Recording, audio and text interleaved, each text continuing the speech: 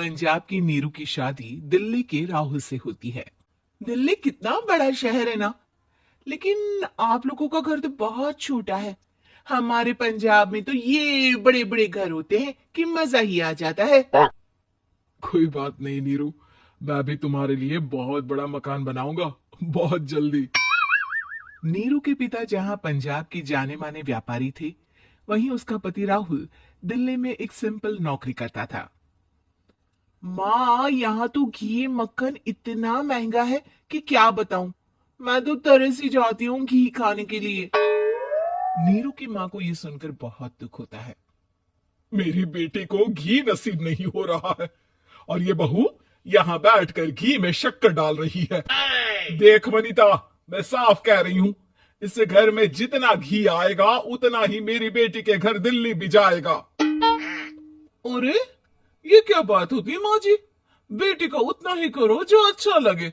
अब क्या मायके से घी और मक्खन तक की सप्लाई करोगी आप? हाँ, मेरी बेटी किसी चीज को तरसे मुझसे बर्दाश्त नहीं होता। अब क्या था, नीरू के मायके में 2 किलो घी आता तो 2 किलो दिल्ली जाता नीरू के पास। एक दिन, माँ, बड़ी गर्मी पड़ती है दिल्ली में। इस घर में तो एक ही एसी है और वो भी ड्राइंग रूम में। सारा परिवार एक ही कमरे में सोता है। और बेटा, वो तो हर घर की कहानी है, यहाँ भी एक ही एसी है। अरे बिल इतना आता है कि क्या बोलूं। तभी वहां राकेश आ जाता है। माँ, थोड़ी देर में यहाँ कुछ प्लम्बर आएंगे मेरे कमरे में एसी लगाने। जरा ध्यान से लगवा देना ना माँ। ओए, ऐसे कैसे तेरे कमरे में एसी लगेगा? हो राकेश, एक बार बात तो कर लेता। अरे पापा, वो वनिता को गर्मी में नींद नहीं आती। ड्राइंग रूम में सबके साथ सोने में वो अनकंफर्टेबल है, इसलिए। अरे पूरे परिवार के साथ वहां तेरी बहन नीरू भी तो सोती है, वो नहीं हो रही क्या अनकंफर्टेबल? समझ रहा है ना? अगर एसी लगेगा तो एक दिल्ली में तेरी बहन के कमरे में भी लगेगा, तभी तू लगा सकेगा। राकेश वनिता को सारी बात बताता है। वनिता करती भी क्या, मन मारकर बैठ जाती है। माँ, ये लोग ठीक नहीं है, क्या करूं मैं? अरे बेटी, यहाँ आ जा, तू यहाँ आकर रह ले। अरे छोड़ दे ऐसे पति को। कैसे छोड़ दूं माँ? समाज क्या कहेगा? लोग क्या कहेंगे? वैसे भी मेरा एक बेटा है मयंक।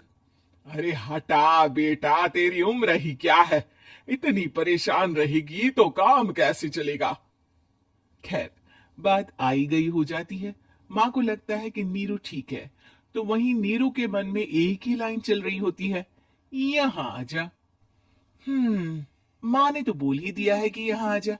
बस मयंक थोड़ा सा बड़ा हो जाए, इन गरीबों को छोड़कर मैं वापस माँ के पास ही चली जाऊंगी। वो इसी सोच में बाजार में चल रही थी कि मैम, आपका दुपट्टा जमीन को छू रहा है। नीरू जैसे ही उस लड़के की तरफ देखती है, देखती ही रह जाती है। हाय रे, कितना सुंदर लड़का है ये। अब क्या हुआ? मैंने कहा आपका दुपट्टा। तो खुद ही उठाकर दे दो ना। लड़का समझ जाता है कि नीरू उस पर फिदा हो चुकी है। वो उससे उसका नंबर लेकर चला जाता है। अब क्या था, नीरू और रोहित में लगातार बातें होने लगती है। मैं हरियाणा का रहने वाला हूँ, यहाँ एक बड़ी कंपनी का मैनेजर हूँ। अच्छा, और कितने बच्चे हैं तुम्हारे? बच्चे? अरे मेरी तो शादी भी नहीं हुई है। तुम बताओ, शादी करोगी? नीरू शर्मा जाती है। अब लेकिन मैं तो पहले से ही शादीशुदा हूँ। मुझे फर्क नहीं पड़ता, बस तुम शादी कर लो, भाग चलते हैं। बहुत पैसे वाला हूं मैं, हमेशा खुश रखूंगा तुम्हें। नीरू रोहित से मिलकर सारा प्लान बना लेती है और फिर एक दिन घर से भाग जाती है। दोनों शादी कर लेते हैं। शादी के बाद क्या बात है नीरू, तुम्हें परेशान सा देखता हूँ, सब ठीक तो है ना? हाँ हाँ, सब ठीक है।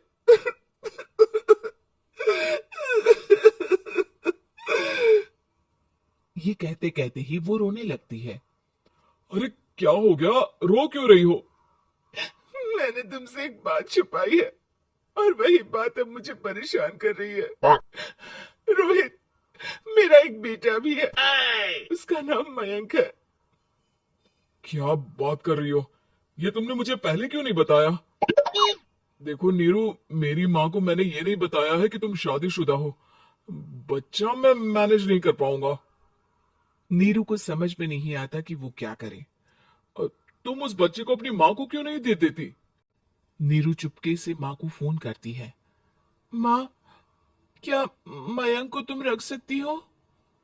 बेटा, मैं राकेश के साथ बात करती हूँ।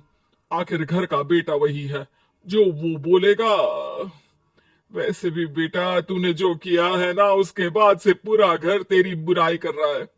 मैं भी अब किसी से तेरे लिए लड़ नहीं सकती। राकेश बेटा, नीरू ने तो जो किया बहुत ही बुरा किया, लेकिन मैं सोच रही थी कि क्यों ना मयंक को हम यहाँ ले आए।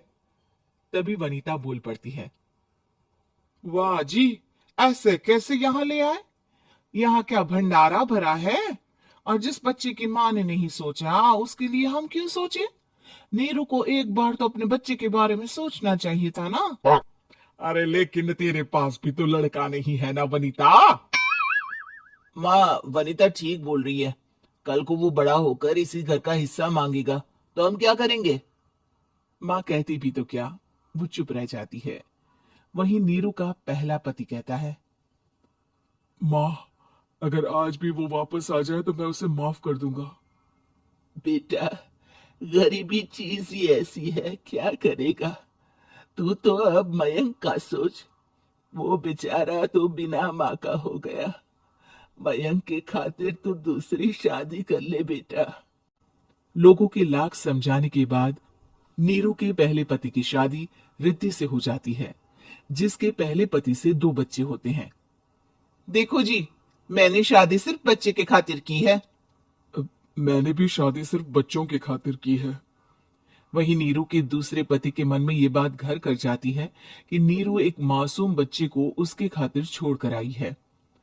अब देखो नीरू, मुझे लगता है कि जो औरत अपनी कोख का बच्चा छोड़ सकती है, वो तो कुछ भी कर सकती है। कल को तुम्हें मुझसे अच्छा कोई मिल गया तो तुम तो मुझे भी बाय बाय कर दोगी ना। नीरू को अब उसका दूसरा पति ताने देना शुरू कर देता है। तंग आकर नीरू उसके यहाँ से भागकर अपने पहले पति के पास चली जाती है, लेकिन ससुराल में क्या लेने आई है नीरू, मयंक को? नहीं नहीं सासू माँ, मुझसे गलती हो गई, मुझे माफ कर दीजिए। नीरू, अब वक्त खत्म हो गया है। मेरी शादी हो चुकी है। तो छोड़ दो ना उसे, हमारा बच्चा है। मैं आपको अपनी माँ नहीं मानता, मेरी नहीं मान तो बात अच्छी है। नीरू मयंक की बात सुनकर समझ जाती है कि उसके पास अब ना आसमान रहा, ना ही जमीन।